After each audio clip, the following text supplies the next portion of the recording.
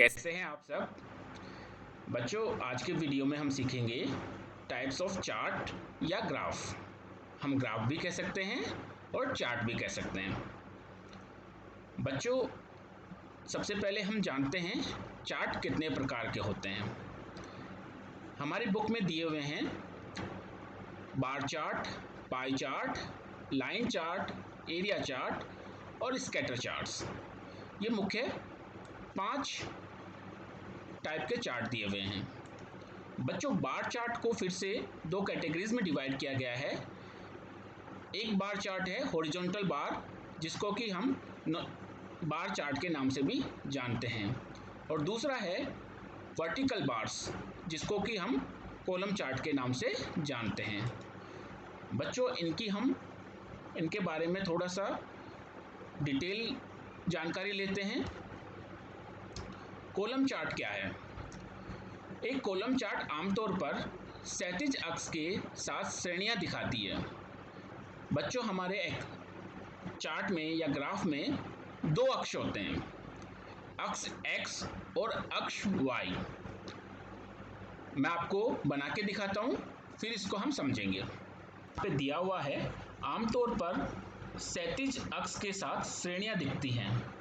तो बच्चों, यहाँ पे मैं आपको बना के दिखाता हूँ क्षैतिज अक्ष कौन सा होता है और ऊर्ध्वाधर अक्ष कौन सा होता है। यह हमारा ग्राफ कुछ इस तरह का होता है, जिसमें 2 अक्ष होते हैं। हम यहाँ पे कह सकते हैं कि एक x अक्ष होता है और एक y अक्ष होता है। इनको हम x और y कंपोनेंट बोल सकते हैं। तो हिंदी में यहाँ पे आपके दिया हुआ है क्षैतिज, यानी जो लेटा हुआ है, यहाँ पे लेटी हुई लाइन क्षैतिज लाइन कहलाती है, और जो खड़ी लाइन है उसको हम ऊर्ध्वाधर लाइन कह सकते हैं। तो ये x और y यहाँ पे है, इसकी बात की जा रही है। तो बच्चों, क्षैतिज अक्ष के साथ श्रेणियां दिखती हैं और ऊर्ध्वाधर के साथ मूल्य यानी वैल्यूज दिखती हैं। कुछ श्रेणियों में वैल्यू से तुलना करने के लिए या समय की अवधि में डेटा परिवर्तन दिखाने के लिए यह उपयोगी है। बच्चों, अब दूसरे तरह का चार्ट है लाइन चार्ट। बच्चों, आपने क्रिकेट मैच में या किसी 2 या 3 वैल्यूओं को आपस में कंपैरिजन करने के लिए आपने ऐसा देखा होगा, जैसे टीम ए है और टीम बी है।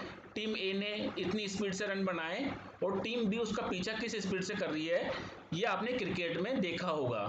तो इस तरह के ग्राफ दिखाने के लिए हम लाइन चार्ट का यूज करते हैं। आंकड़ों के रुझान को समान अंतराल पर प्रदर्शित करने के से तुलना करना आसान होता है, जैसे दिन, महीने, तिमाही या वर्ष। तो इसके लिए हम इसका प्रयोग कर सकते हैं। इसके बाद आता है पाई चार्ट। पाई चार्ट मदों के योग के समान एक डेटा श्रृंखला में वस्तुओं के प्रकार को दिखाता है। जैसे बच्चों, इसका पाई चार्ट का अच्छा सा उदाहरण मैं आपके सामने प्रस्तुत करता हूँ। मान लीजिए आपके पास 100 रुपीज़ थे। अब 100 रुपीज़ में से आपको जेब खर्च के लिए मिले, लेकिन उस 100 रुपीज़ को आपने पूरा ना खर्च करके अलग अलग हिस्सों में खर्च किया। जैसे कि आपने उसमें से 30 रुपये आपने अपने फूड पे खर्च कर दिए, कुछ भी आपने स्नैक्स वगैरह खा लिया। उसमें से बाकी बचे, उसमें से 40 रुपये आपने अपने एंटरटेनमेंट पे खर्च कर दिए, और बाकी आपने अपने एजुकेशन के लिए या आपने सेविंग कर ली या एजुकेशन के आइटम्स खरीद लिए। तो ऐसे 3 कैटेगरीज में अलग अलग कर लिया। तो हम आपके 100 रुपये का हम यहाँ पे अच्छे से परसेंटेज यहाँ पे दिखा सकते हैं, जिससे कि आपको समझ में आएगा। तो ये ग्रीन वाला आपका यहाँ पे क्या है, आपने जो खाने पे या आपके स्नैक्स पे खर्च किया था, और ये 40% आपने किसी और काम में लिया था, और ये आपने सेविंग कर लिया येलो। तो इस तरीके से ये पाई चार्ट काम में आता है। तो एक पर्टिकुलर वैल्यू को डिफरेंट पार्ट्स में डिवाइड करके दिखाने के लिए इसको काम में लेते हैं। आगे चलते हैं बच्चों। इसके बाद है बार चार्ट। बच्चों, कॉलम चार्ट का ही दूसरा रूप है बार चार्ट। इसमें जो वैल्यू उसमें हमारे वाई कंपोनेंट पे थी वो एक्स कंपोनेंट पे आ जाती है और एक्स कंपोनेंट की वैल्यूज वाई पे चली जाती हैं। बार चार्ट व्यक्तिगत वस्तुओं के बीच तुलना को दर्शाते हैं। एक बार चार्ट आमतौर पर ऊर्ध्वाधर अक्षों और क्षैतिज अक्षों के साथ स्थित श्रेणियां प्रदर्शित करता है। इसके बाद है बच्चों एरिया चार्ट, प्लॉट चार्ट। इसको यहाँ पे आपके ग्राफ में यहाँ नहीं दिखाया गया है, तो आप एक और आप बना करके ऐड कर लेंगे बच्चों। क्या यहाँ पे ऐसे बना करके एक और नाम लिख लेंगे एरिया चार्ट। यहाँ पे मिसिंग है तो आप इसमें एरिया चार्ट लिख लेंगे।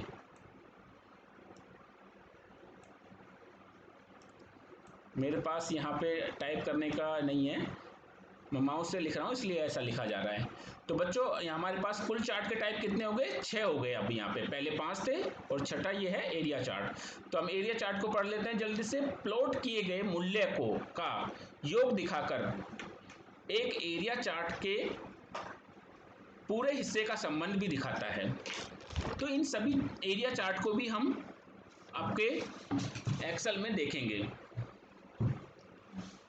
इसके बाद आता है स्कैटर चार्ट। स्कैटर चार्ट में आमतौर पर संख्यात्मक मानों को दिखाने और उनकी तुलना करने के लिए प्रयोग किया जाता है, जैसे वैज्ञानिक, सांख्यिकीय और इंजीनियरिंग डेटा। इसका छोटा सा उदाहरण मैं आपको बताता हूँ। जैसे किसी पर्टिकुलर एरिया में हमारे को वेज और नॉन वेज खाने वालों की संख्या का आंकड़ा दिखाना है। तो बच्चों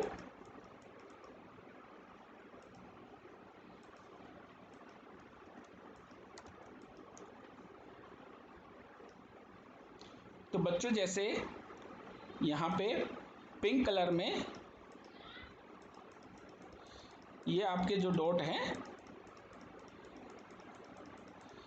ये समझ लीजिए ये वेज खाने वाले लोगों के डॉट्स हैं, और ये जो दूसरे येलो कलर के डॉट हैं ये नॉन वेज खाने वाले के डॉट हैं। तो आपको पता चल जाएगा कि कौन किस श्रेणी के लोग यहाँ पे ज़्यादा रहते हैं। अगर मैं इसको आपको जूम करके दिखाऊं बच्चों तो आपको पता चलेगा कि वेज खाने वाले और नॉन वेज खाने वाले कितने हैं। तो ब्लैक में वेज खाने वाले हैं और येलो में नॉन वेज खाने वाले। आपको पता चल जाएगा कि कौन से लोग यहाँ पे ज़्यादा है। ये एक छोटा सा उदाहरण था बच्चों। आइए आगे चलते हैं। तो ये सभी हमारे टाइप्स ऑफ चार्ट हो गए। इसके बाद है बच्चों चार्ट के कंपोनेंट्स। जैसा कि मैंने अभी आपको बताया चार्ट के 2 कंपोनेंट होते हैं, वाई और एक्स। इस चार्ट के अंदर इंडिया का लिटरेसी रेट दिखाया गया है, यानी भारत की साक्षरता रेट दर दिखाई गई है 2016 में। बच्चों 2016 में भारत की साक्षरता दर क्या थी उसको दर्शाने के लिए यहाँ पे ये एक्स एक्सिस है, एक्स एक्सिस पे यहाँ पे वर्ष दिखाई गई है 2001, 2011, 2015 और 2016। और बच्चों यहाँ पे प्रतिशत दिखाया गया है 55% यानी 55%, 60%, 65 और 70, 75, 80 इस तरह से परसेंटेज दिखाया गया है। तो यहाँ ये एक्स एक्सेस हो गया और एक वाई एक्सेस हो गया। अगर बच्चों आप इस ग्राफ को ध्यान से स्टडी करोगे तो आपको पता चलेगा कि यहाँ पे एक एक्सिस यानी एक्स जो एक्स है वो इंडिपेंडेंट वेरिएबल है और वाई एक्स एक डिपेंडेंट वेरिएबल है। अब ये दोनों इंडिपेंडेंट और डिपेंडेंट कैसे हुए ये मैं आपको समझाता हूँ। बच्चों 2001 में साक्षरता का दर यानी लिटरेसी रेट क्या था 63%। तो y की वैल्यू क्या निकल के आई 60 से 65 के बीच में। तो y की वैल्यू यहाँ पे इस जगह शो होगी। तो y की वैल्यू किस पे डिपेंड हुई? x पे। x जितना होगा उसके सामने y की वैल्यू नजर आएगी। इसके बाद 2011 में लिटरेसी रेट क्या रही 69%। तो यहाँ पे y की वैल्यू 65 से 70 के बीच में यानी 69 यहाँ आएगा। तो y इस बार इंक्रीज हो गया। फिर 2015 में फिर से इंक्रीज हुआ, ये हो गया 73, तो इनके बीच में आएगा लगभग इस जगह। तो ये y की वैल्यू इंक्रीज होती जा रही है। y की वैल्यू किस पे डिपेंड हुई?